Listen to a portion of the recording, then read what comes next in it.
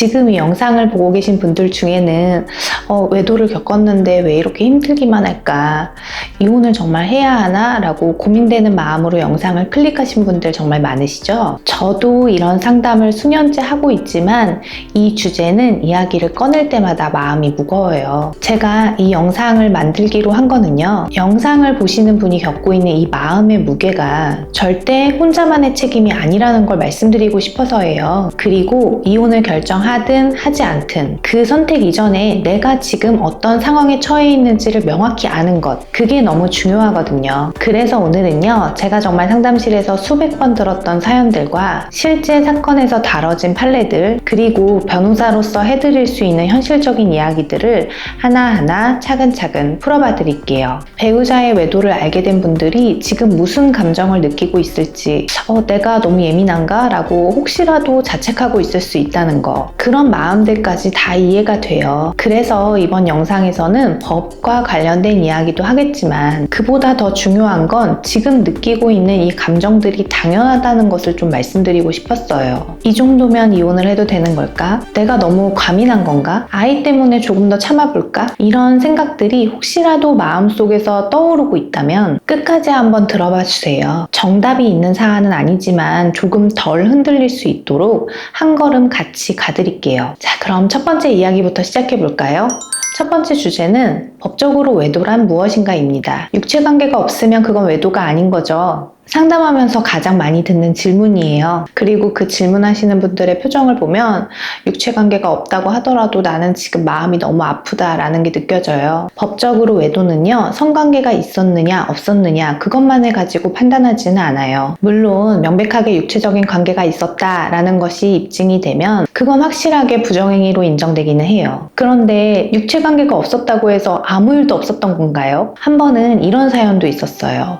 남편이 퇴근을 하고 오면 매번 비슷한 시간대에 누구와 카톡을 막 주고받는 거예요. 그것도 하트 이모티콘에 오늘따라 유독 그립다 이런 말들. 아내분이 그걸 보고 저한테 와서 이렇게 말씀을 하시더라고요. 남편이 그 여자랑 잠자리를 했는지 아닌지까지는 잘 모르겠어요. 그런데 둘이 나눈 그 한마디 한마디가 제가 아내로서 완전히 버려졌다라는 느낌을 받아요. 그 말을 듣고 저도 가슴이 아파서 잠깐 말을 잇지 못했습니다. 결론부터 말씀을 드리자면 법원은 잘 유지되고 있던 혼인 생활을 망치고 상대방에게 심각하게 정신적 고통을 주었는가 이걸 봅니다. 단순한 문자 연락이라고 하더라도 그 안에 감정이 들어있으면 외도로 볼 수 있어요. 반복되는 연락이 있었다. 어떤 시간대에 이루어졌으면 말투는 어땠는지도 중요합니다. 보고 싶어. 나 그날 너 만났더니 정말 좋았어. 이런 말들 판사도 친구 사이에서 할 수 있는 말이라고 안 봐요. 반대로요. 그냥 업무상 통화, 사적인 말 몇 마디, 인사하는 정도의 카톡으로는 외도라고 보기 어려운 것들도 많습니다. 예를 들면 상대가 직장 동료고 단 둘이 만난 기록도 없고 카톡 내용도 그냥 자료 보냈어요. 확인해 주세요. 이런 거라면 아무리 주고받았어도 법적으로는 부정행위가 아니에요. 결국 이 모든 건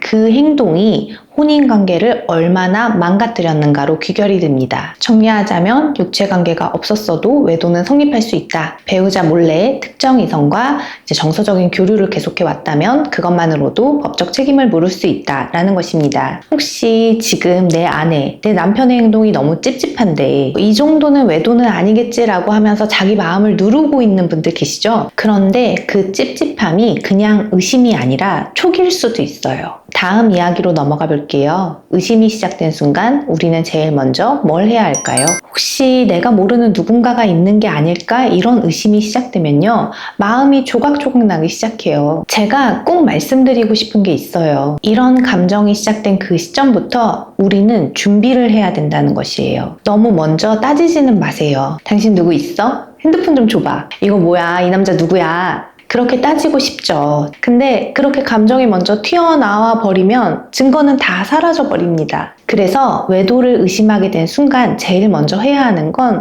상대방에게 그 사실을 확인하는 것이 아니라 저희가 기록을 하는 겁니다. 예를 들면 배우자가 언제 나갔는지, 어디 간다고 했는지, 뭔가 매일 저녁에 일정한 시간대에 누구와 전화를 하는 것 같다든지, 지출 패턴이 좀 달라진다거나, 혼자 외박하거나, 아니면 가족들하고 다 있다가 갑자기 무슨 급한 일이 생겼다고 하면서 나간다거나, 이런 것들을 조금 기록을 해보셔야 돼요. 반드시 손으로 쓰거나 하는 것이 아니라 핸드폰 메모장이든 어디든 좀 남겨놓으시는 것이 필요할 수 있습니다. 증거는요, 평소에 모아둬야 되는 거예요. 이혼을 결심하는 시기와 관계가 없이 증거는 그 이전부터 모아두셔야 합니다. 왜냐면요, 대부분의 부정행위를 한 사람들은 내가 외도가 걸렸다라는 걸 안 순간부터 폰을 싹 밀어버려요. 카톡 삭제하고 대화방 나가기 하고 연락처 차단 한 번에 다 해버려요. 그렇게 되면 마음이 너무 아파도 법정에 낼 수 있는 게 하나도 없어요. 그리고 재산 흐름도 꼭 한번 살펴보셔야 돼요. 이건 진짜 많이들 놓치는 부분인데요. 외도가 시작되면 희한하게 지출 내역이 달라집니다. 모르는 신용카드가 생긴다든지 갑자기 현금 인출 내역이 늘어난다든지 낯선 계좌로 돈을 보내거나 뭐 선물을 산다거나 이런 게 나중에 위자료 청구 소송이나 재산분할 청구 소송에서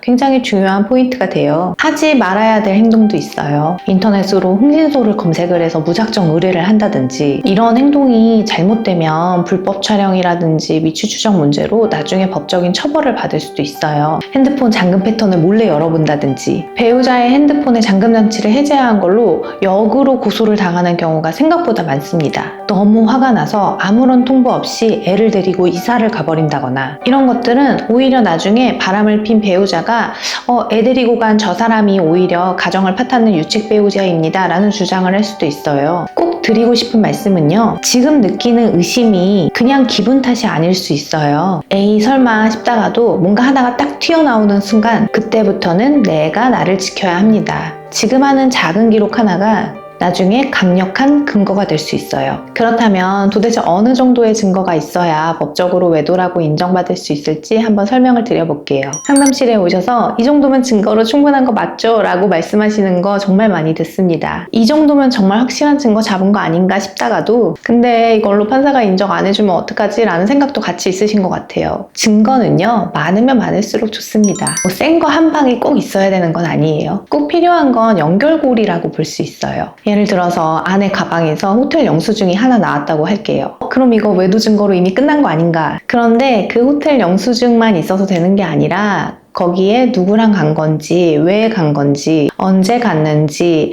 이런 정황들이 함께 있어야 돼요. 어떤 남자와 호텔에서 만나자라는 카카오톡 메시지, 그 근처에 있었다라는 사진 이런 것들이 다 맞물려야 그 호텔 영수증이 외도 증거로서의 가치를 가지게 됩니다. 재판부에서 보는 건 이런 거예요.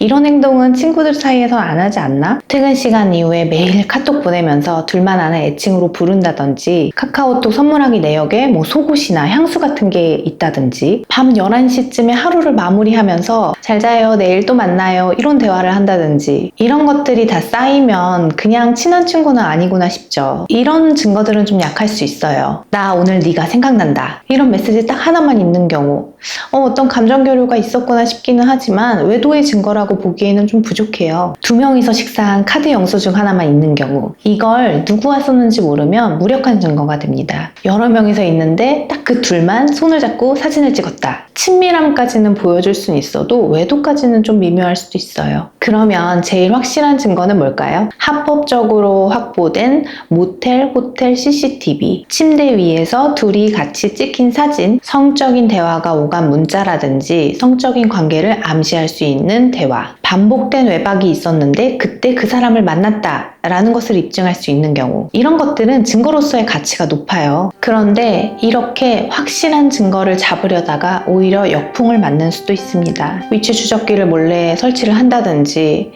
배우자의 핸드폰을 열어가지고 그 안에 있는 뭐 성적인 영상이라든지 그런 거를 찍는다든지 차량 뒤에 녹음기를 설치한다든지 이런 건 진짜 조심하셔야 돼요. 불법으로 증거를 수집하면 형사처벌까지 받을 수 있어요. 실제로 남편의 외도를 의심해서 몰래 CCTV까지 설치하신 분이 불법 촬영으로 벌금형까지 선고받는 경우가 있었습니다. 의심이 들었을 때는 그 감정을 무시하지는 마시고 지금 그 감정이 때로는 가장 정확한 직감일 수도 있어요. 느끼고 있는 그 감정을 지금부터는 기록과 증거로 바꿔야 할 때입니다. 이 사람 때문에 제 인생이 완전히 무너졌는데 저 위자료 받을 수 있는 거 맞죠? 이런 질문도 정말 많이 하세요. 위자료 액수에 대해서 많이들 궁금해 하시기 때문에 위자료라는 것이 도대체 얼마나 어떻게 받을 수 있는 것인지에 대해서 한번 설명드려 볼게요. 일단 위자료는 벌이 아니에요. 많은 분들이 조금 다르게 생각하시는 게 있어요. 외도를 했으니까 당연히 혼내줘야죠. 맞아요. 혼내줘야죠. 그런데 법적으로는요, 위자료는 벌이 아니라 정신적 고통에 대한 보상입니다. 다시 말해서 내가 이만큼 상처를 받았어요. 그거를 금전으로 환산해서 받는 개념이에요. 솔직히 말씀을 드려서 억 단위의 위자료는 거의 없고요. 뉴스에 나오는 건 대부분 공인이에요. 일반적인 경우에는 1,500만 원에서 2,500만 원 그 정도 사이에서 결정이 됩니다. 물론 이거는 외도의 정도라든지 외도를 한 기간이라든지 부정행위 발각 이후의 태도라든지 이런 거에 따라서 너무나 달라져요. 금액을 정하는 기준에는요, 부정행위 기간이 얼마나 되었는지, 뭐 정말 잠깐 만난 건지 아니면 1년 이상 장기간인지, 부정행위 발각 이후에 진심으로 반성을 한다든지 아니면 오히려 내가 바람핀 거는 너 때문이다 라고 뻔뻔하게 나오는지, 피해자의 정신적 충격의 정도도 다 달라요. 혼인기간이 얼마나 되고 자녀들도 있는지 여부도 같이 따져보게 됩니다. 만약에 배우자와 바람을 핀 상간자가 이미 내가 알고 있는 사람이었다, 그랬을 경우에는 위자료가 조금 증액되는 경향이 있습니다. 만약에 한 3개월 정도 되는 기간 동안 성관계 없이 한두 번 만났다, 뭐 이런 정도로는 위자료가 1,000만 원 이하에서 형성이 될 수 있고요. 외도 기간 자체도 1년 이상이고 상간자가 내가 알고 있는 사람이고 또 혼인 기간도 한 10년 정도 이루어졌었다라고 한다면 위자료는 2,000만 원에서 2,500만 원 사이 이렇게 판결을 받을 수 있습니다. 그런데 배우자가 외도를 했으면서 또 폭언이나 폭행 등의 다른 유책 사유가 더 있을 경우에도 위자료가 상향됩니다. 또 부정행위를 한 상간자에게도 위자료를 청구할 수 있어요. 이거는 내가 이혼을 하는지 여부에 따라서 민사소송 또는 가사소송으로 진행이 되고요. 배우자에 대해서 위자료 청구, 상간자에 대해서 위자료 청구 두 개가 각각 진행을 할 수도 있고 합쳐서 진행을 할 수도 있습니다. 다만 둘 다 증거가 필요하다는 게 포인트예요. 가끔씩 이 사람들 깜빡 못 보네요, 고소 못해요, 이렇게 말씀하시는 분들도 계신데 간통죄가 폐지되었기 때문에 형사처벌은 불가능하고요. 지금은 위자료 청구만 가능해지게 되었습니다. 그래서 위자료 많이 받으려면 어떻게 해야 되는데요? 이제 그걸 가장 궁금해 하시죠. 가장 중요한 건 배우자와 상간자 사이의 부정행위를 확실하게 증명을 해야 하고요. 내가 받은 정신적 고통이 좀 문서로 남아져 있으면 좋아요. 진단서라든지 뭐 약을 처방받은 내역이라든지 이런 것들요. 또 혼인 기간이라든지 자녀 나이라든지 자녀 양육 여부라든지 이런 것들도 제가 상담 시에 조금씩 포인트를 짚는 부분 중에 하나입니다. 아무래도 아이가 있는 가정이 무너졌다라는 주장을 해서 위자료가 조금 더 상향되는 경향이 있습니다. 가끔씩은요, 유책 배우자가 내가 이혼은 도저히 못하겠다 라고 하면서 이혼을 막으려고 하는 일도 생겨요. 내가 잘못했지만 가정은 지킬 거야. 당신이 나 버리면 나 애도 안 볼 거야. 재산 이야기가 나오면 재산 반도 못 줘. 근데 이럴 때는요, 혼인 파탄의 사유가 유책 배우자에게 있다는 게 명백하면 유책 배우자가 원하지 않더라도 이혼 청구가 가능합니다. 위자료라는 거는요, 단순히 돈의 문제가 아니에요. 내가 받은 고통을 제3자인 판사가 인정해주는 법률적 판단이에요. 지금까지 참아왔다면 그 법률적 판단을 분명하게 챙기셔야 합니다. 외도 사실을 딱 알게 되고 몇 날 며칠을 이제 잠도 못 자고 밥도 못 먹고 고민만 하다가 나 이제 정말 이혼해야겠다 그 결심을 하시고 나면요, 막상 어디서부터 준비를 해야 될지 몰라서 또 막막해지시거든요. 그래서 그 마음을 먹은 다음에 어떤 순서로 움직이면 좋을지를 한번 정리를 해봐 드리려고 해요. 이거는 감정적인 부분이 아니라 전략이고요. 내 인생을 지키는 설계도와 같은 겁니다. 첫 번째로는 상간자 소송을 함께 할지 말지를 고민해 보세요. 상간자에게도 이혼 소송과 별도로 또는 합쳐서 위자료 청구가 가능합니다. 함께 소송을 하면 내 배우자뿐만 아니라 상간자에게도 책임을 물을 수 있게 되고요. 소송에서 그 압박할 수 있는 수단이 늘어나서 협상력이 상승하기도 해요. 단점은요, 정신적 피로도가 조금 늘어날 수 있고 소송이 장기화될 수 있어요. 그런데 어떤 분들은 상간자가 누구인지 아예 모르고 배우자도 입을 꾹 다물고 있는 경우가 있어요. 이럴 때는 무리해서 상간자를 찾느라 시간을 소모하지 마시고요. 이혼 소송에 먼저 집중하는 것이 조금 더 현실적인 전략이라고 볼 수 있습니다. 자녀가 있다면 양육권 문제도 꼼꼼하게 챙기셔야 돼요. 아이 문제가 얽히면 이혼 소송은 더 복잡해집니다. 양육권 싸움은요, 이혼보다 더 피로하고 마음 아픈 전쟁이에요. 외도한 배우자는 양육자로 부적절하다라는 점을 강조할 수 있겠고요. 그런데 그게 자동으로 양육권을 박탈해버린다 이런 거는 또 아니에요. 법원이 보는 건 양육 환경이 얼마나 안정되어 있는지, 아이와의 유대관계는 어떠한지, 또 양육자가 비양육자와 아이 간의 면접 교섭에 얼마나 협조적일지 이런 걸 다 종합해서 판단해요. 그 사람은 외도했으니까 부모로서 적절하지 않아요. 애를 못 보게 해주세요. 이런 것은 통하지 않습니다. 그래서 양육에 얼마나 관여를 했는지 보여줄 수 있는 자료를 잘 준비하셔야 돼요. 또 재산적인 문제에 있어서는 감정보다 숫자가 조금 더 중요합니다. 외도했으면서 재산을 반 가져간다는 게 말이 되나요? 진짜 그런 말 나올 만해요. 근데 재산 분할은 외도랑 별개로 계산이 되는 게 현실이에요. 법원은 혼인기간 중에 모은 재산에 대해서 기여도를 판단해서 그것을 나눕니다. 외도 사실은 재산 분할에 있어서 간접적인 영향만 있어요. 외도를 하면서 상간자에게 돈을 빼돌렸다거나